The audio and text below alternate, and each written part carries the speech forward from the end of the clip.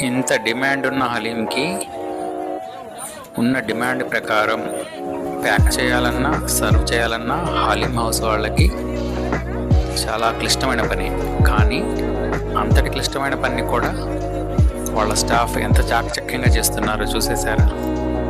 అలానే ఇక్కడ గ్రౌండ్ ఫ్లోర్లో కాకుండా ఇంకో డెక్ ఒకటి క్రియేట్ చేసి దాని మీద టేబుల్స్, చైర్స్ ఫ్యామిలీస్ కోసం వేశారు. వాళ్ళు అక్కడ తింటున్నారు.